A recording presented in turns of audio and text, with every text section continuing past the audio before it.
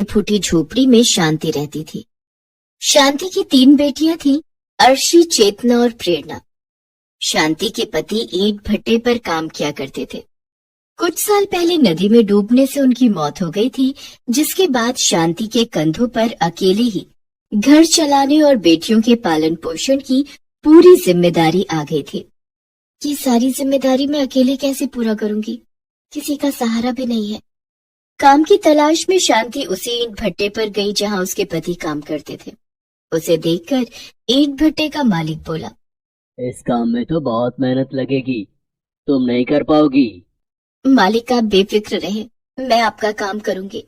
पति की मौत के बाद बेटियों की जिम्मेदारी मुझे ही उठानी है।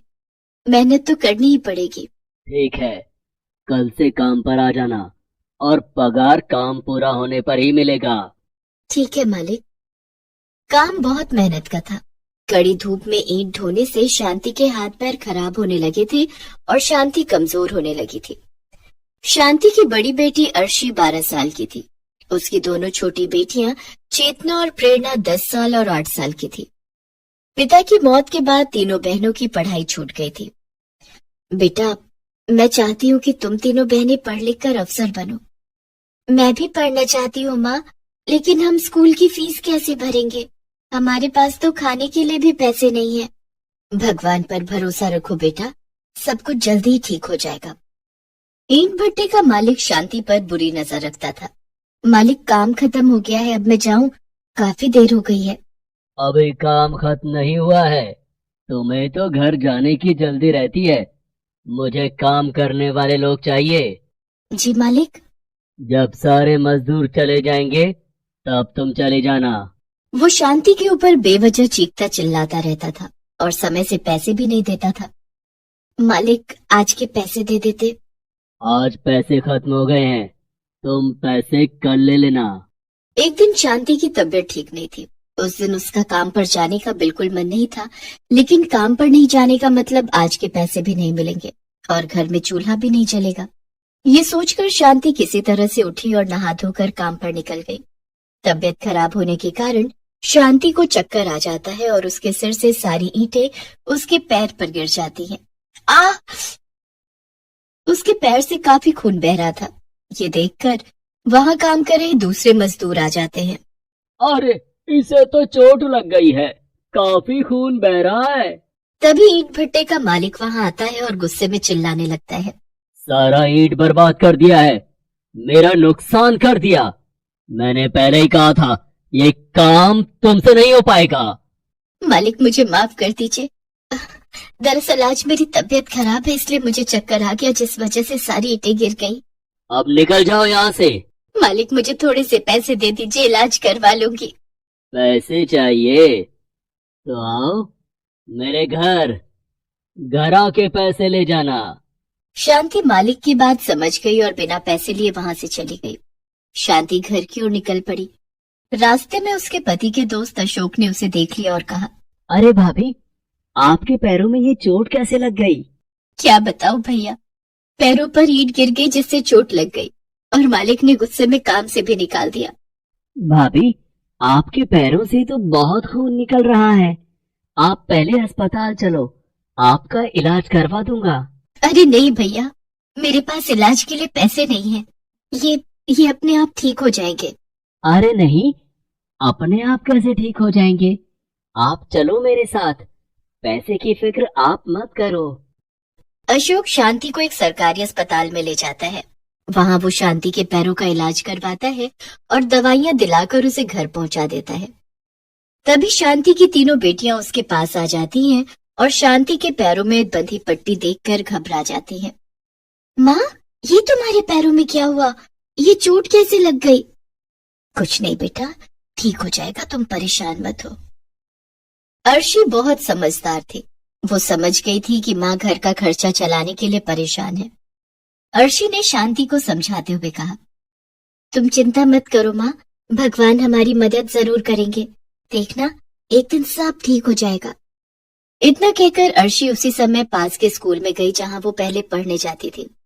वहां उसने स्कूल की प्रिंसिपल से मिलकर खुद के लिए काम मांगा। तुम क्या काम कर सकती हो? तुम तो अभी बहुत छोटी हो। मैडम, मैं यहाँ साफ सफाई का काम कर दूंगी, आप मुझे काम पर रख लीजिए। और अर्शी प्रिंसिपल से मिन्नतें करने लगी। प्रिंसिपल ने उसे स्कूल में साफ सफाई के काम के लिए रख लिया। अब अर्शी रोज उस स्कूल में जाती और वहाँ साफ सफाई का काम करती थी। अर्शी साफ सफाई का काम खत्म करने के बाद स्कूल के बच्चों को पढ़ते हुए देखती थी और खुश होती थी। एक दिन प्रिंसिपल ने उसे देख लिया। प्रिंसिपल ने उसे अपने पास बुलाया और कहा, तुम पढ़ना चाहती हो? जी मैडम। अर्शी फिर कहती है, मेरी 2 छोटी बहनें भी हैं, वो भी पढ़ना चाहती हैं। ठीक है, कल तुम अपनी मम्मी और दोनों छोटी बहनों को यहाँ लेकर आना। ठीक है मैडम। अगले दिन अर्शी शांति और दोनों छोटी बहनों को लेकर स्कूल आती है। शांति, आज से स्कूल की साफ सफाई और देखरेख का काम तुम करोगी। आज से तुम्हारी तीनों बेटियां इस स्कूल में पढ़ेंगी। मैडम आपका बहुत बहुत धन्यवाद। अब शांति अपनी तीनों बेटियों को लेकर स्कूल जाती थी। वो स्कूल की साफ सफाई और देखरेख का काम करती और उसकी बेटियां स्कूल में पढ़ाई करती थी। स्कूल से आने के बाद शांति का बाकी का समय यूं ही खाली गुजरता था, जिसे वो बेकार नहीं जाने देना चाहती थी। मैडम, मैं स्कूल का काम खत्म करने के बाद हॉस्टल की साफ सफाई का भी काम करूंगी। बदले में आप मुझे थोड़े पैसे और दे दीजिएगा। तुम हॉस्टल का काम तो कर सकती हो, लेकिन इसके बदले में तुम्हें पैसे नहीं मिलेंगे। फिर क्या मिलेंगे मैडम? तुम्हारी बेटियां पढ़ाई में बहुत तेज और होनहार हैं। तुम्हारे काम के बदले में मैं इन्हें अलग से ट्यूशन पढ़ाऊंगी, जिससे तुम्हारी बेटियां पढ़ लिख कर अफसर बन जाएंगी और इनकी स्कूल की फीस भी फ्री हो जाएगी। प्रिंसिपल की बात सुनकर शांति बहुत खुश हो जाती है। धन्यवाद मैडम। शांति की बड़ी बेटी अर्शी अब थोड़ी बड़ी और समझदार हो गई थी। माँ, मैं स्कूल के छोटे बच्चों को ट्यूशन पढ़ाऊंगी और उससे मिले पैसों से घर का खर्चा चलाने में तुम्हारी मदद करूंगी। वाह मेरी बच्ची। धीरे धीरे शांति की दोनों बेटियां प्रेरणा और चेतना भी बड़ी और समझदार हो गई। वो भी अर्शी की तरह स्कूल के छोटे बच्चों को ट्यूशन पढ़ाती और खुद भी पढ़ाई करती थी। कुछ साल बाद शांति की तीनों बेटियों ने अच्छे नंबरों से पास करके स्कूल की पढ़ाई खत्म की और कॉलेज में एडमिशन ले लिया। शांति की तीनों बेटियां काफी होनहार थीं। तीनों को कॉलेज से स्कॉलरशिप भी मिली और तीनों ने अपनी आगे की पढ़ाई जारी रखी। शांति की तीनों बेटियों ने अपनी मेहनत और लगन से कॉलेज की पढ़ाई पूरी की। माँ, मैं कलेक्टर बनना चाहती हूँ, आगे और पढ़ना चाहती हूँ। हाँ मेरी बच्ची, तू खूब मेहनत कर, हम सब तेरे साथ हैं। शांति की तीनों बेटियों ने प्रतियोगिता परीक्षाओं की तैयारी शुरू कर दी। दिन रात कड़ी मेहनत के बाद शांति की बड़ी बेटी अर्शी कलेक्टर बन गई। दूसरी बेटी प्रेरणा नेवी में अफसर बन गई और तीसरी बेटी चेतना ने इंजीनियरिंग की परीक्षा पास की और एक मल्टीनेशनल कंपनी में इंजीनियर के पद पर कार्य करने लगी। हमें आशीर्वाद दो माँ, तुम्हारी मेहनत के कारण ही आज ये सब हो पाया है। हमारी कामयाबी का सारा श्रेय तुम हो माँ। और अब तो हम सभी बड़े से बंगले में रहेंगे। दीदी को सरकारी बंगला जो मिला है। और सब हंसने लगते हैं। शांति के पास काम करने के लिए अब नौकर चाकर माली ड्राइवर सब थे। उन चारों का जीवन अब सुख शांति से कट रहा था। मैं कितनी खुश नसीब हूँ कि मुझे तुम तीनों बेटियां मिली। नहीं माँ, हम तीनों खुश नसीब हैं कि तुम हमारी माँ हो।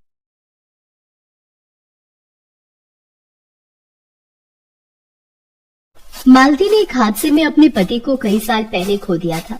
उसके 2 बच्चे थे, रिंकू और पिंकी। मालती पढ़ी लिखी नहीं थी। वो एक टूटी फूटी झोपड़ी में अपने दोनों बच्चों के साथ रहती थी। घर चलाने के लिए वो लोगों के घरों में बर्तन साफ किया करती थी। किसी तरह वो अपने दोनों बच्चों का पेट पाल रही थी। फिर एक दिन, रिंकू जल्दी कर बेटा, स्कूल का टाइम हो रहा है, फिर मुझे काम पर भी जाना है। माँ, आज मेरा स्कूल जाने का मन नहीं है। नहीं बेटा, ऐसा मत बोल। पढ़ लिख कर बड़ा आदमी बनना है ना, तो स्कूल जाना पड़ेगा ना। चल बेटा, अब देर मत कर।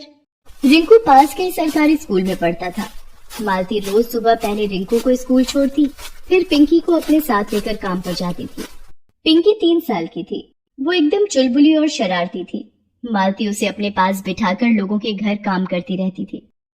एक दिन खेलते हुए वो बाहर हॉल में आ गई, जहाँ घर के बच्चे टीवी देख रहे थे। पिंकी भी टीवी में चल रहे कार्टून देखने लगती है। तभी घर के मालिक का बेटा बबलू उसे देखकर बोला, ए पिंकी, चल जा यहाँ से, ये हमारा टीवी है। बबलू की उम्र करीब 7 साल की थी। उसके मना करने पर भी पिंकी वहां से नहीं जाती। उसे कार्टून देखना अच्छा लग रहा था। इस पर बबलू को गुस्सा आ गया। उसने पिंकी को चिढ़ाने के लिए फ्रिज से एक चॉकलेट निकाली और उसे पिंकी को दिखा दिखा कर खाने लगा और बोला, अरे वाह, कितनी टेस्टी चॉकलेट है यार, मजा आ गया। ए पिंकी, तू खाएगी क्या? हाँ भैया, दो ना। बबलू पिंकी की तरफ चॉकलेट बढ़ाता है, लेकिन जैसे ही पिंकी अपना हाथ बढ़ाती है, वो चॉकलेट पीछे खींच लेता है और जोर से हंसते हुए कहता है, मुंह देखा है तूने अपना, पता भी है कितनी महंगी है ये, चल निकल यहाँ से। पीछे खड़ी मालती ये सब देख रही थी। उसे बबलू पर बहुत गुस्सा आता है, लेकिन वो उसे कुछ नहीं कहती और पिंकी को अपने पास बुला लेती है। पिंकी रोते हुए मालती के गले लग जाती है। मालती उसे चुप कराती है और पिंकी को अपने पास बिठाकर वापस काम में लग जाती है। इतने में घर की मालकिन उसके पास आती है और उससे कहती है, मालती, इस पन्नी में खाना है, कल रात बच गया था, तू ले जा, अपने बच्चों को खिला देना। मालती चुपचाप वो खाना ले लेती है। गरीबी ने उसे मजबूर कर दिया था। वो अपने बच्चों की परवरिश बहुत अच्छे से करना चाहती थी, लेकिन उसके लिए ये बहुत मुश्किल था। वो हर वक्त चिंता में डूबी रहती थी, जिससे उसकी तबीयत भी खराब रहने लगी। ज्यादातर बीमार रहने की वजह से कई लोगों ने उससे काम कराना बंद कर दिया। अब तो हालात और खराब हो गए। नौबत ये हो गई कि उसे बचे खुचे खाने से ही अपने दोनों बच्चों का पेट भरना पड़ रहा था। वो खुद कुछ भी नहीं खाती थी, जो कुछ मिलता उसे बच्चों को ही खिला देती थी। इस वजह से मालती की हालत दिन ब दिन और खराब होती गई और एक दिन वो चक्कर खाकर गिर पड़ी और फिर कभी नहीं उठी। पिंकी और रिंकू अब अनाथ हो गए थे। उनका ख्याल रखने वाला अब कोई नहीं था। रिंकू बड़ा था, उसने खुद को संभाल लिया था, लेकिन पिंकी इस सब के लिए बहुत छोटी थी अभी। भैया, माँ कहाँ है? बताओ ना भैया, मुझे बहुत भूख लगी है। पिंकी, माँ हमसे बहुत दूर चली गई है, लेकिन तू रो मत, खाना मैं लाऊंगा। रिंकू अपनी बहन पिंकी का हाथ पकड़कर निकल पड़ता है खाने की तलाश में, पर उसके पास ना तो पैसे थे और ना ही पैसे कमाना वो जानता था। दोनों बच्चे भूख से बेहाल होटलों के बाहर यहाँ वहाँ घूमने लगते हैं। तभी उनकी नजर एक बूढ़े आदमी पर पड़ती है जो होटल के बाहर बैठकर कुछ खा रहा था। रिंकू उन बूढ़े बाबा के पास जाकर कहता है, बाबा, बहुत भूख लगी है, कुछ खाने को दे दो ना। पिंकी भी ललचाई आंखों से बूढ़े बाबा के खाने को देख रही थी।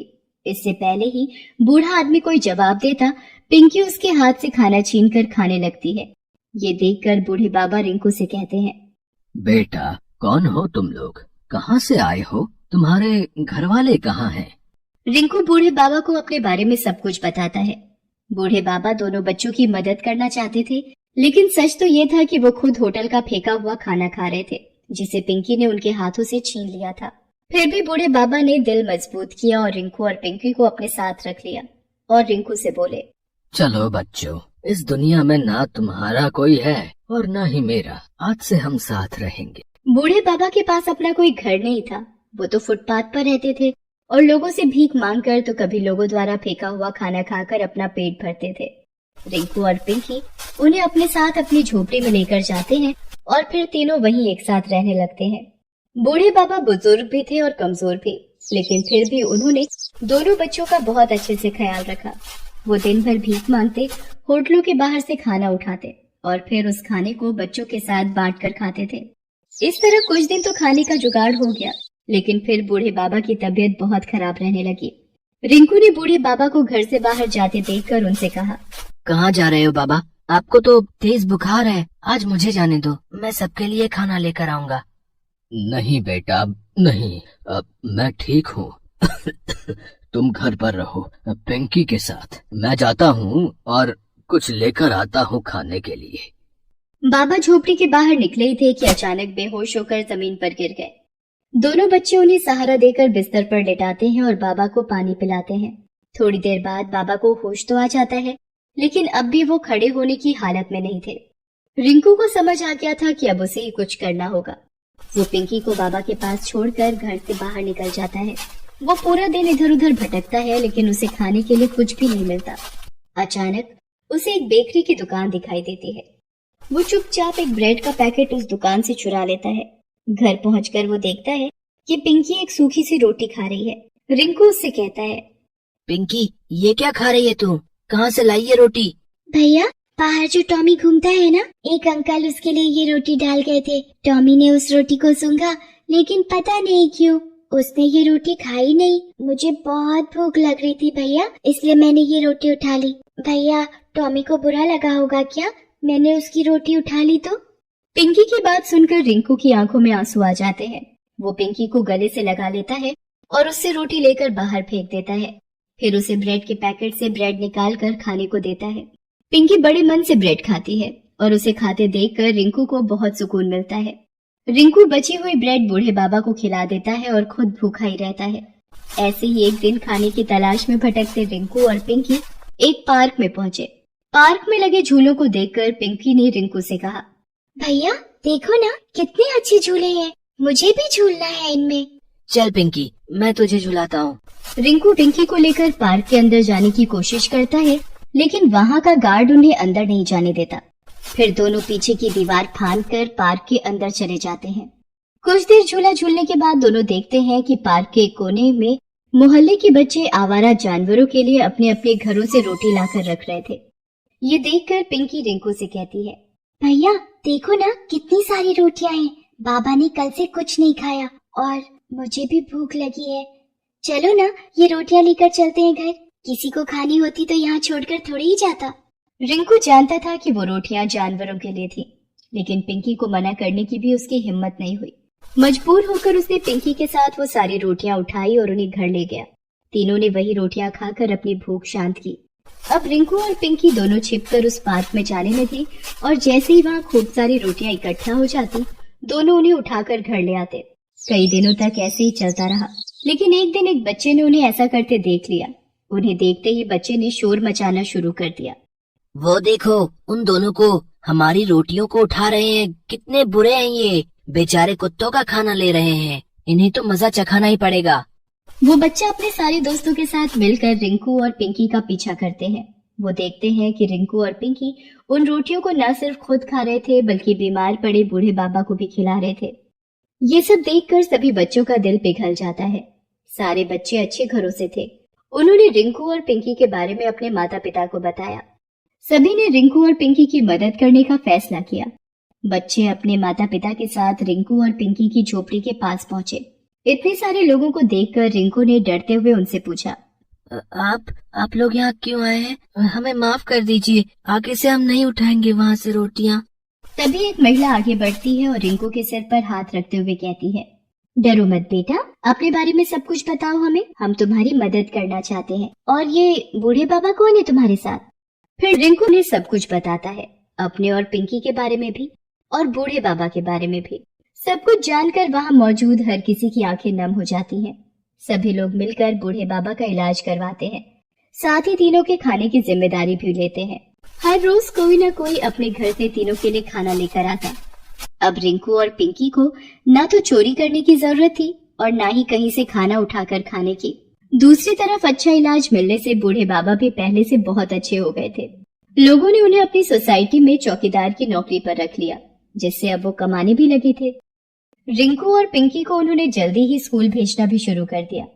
ऐसा नहीं था कि रिंकू और पिंकी को अब अपनी माँ की याद नहीं आती थी, लेकिन वो इस बात से खुश जरूर थे कि अब वो अनाथ नहीं थे। बूढ़े बाबा जो उनके साथ थे।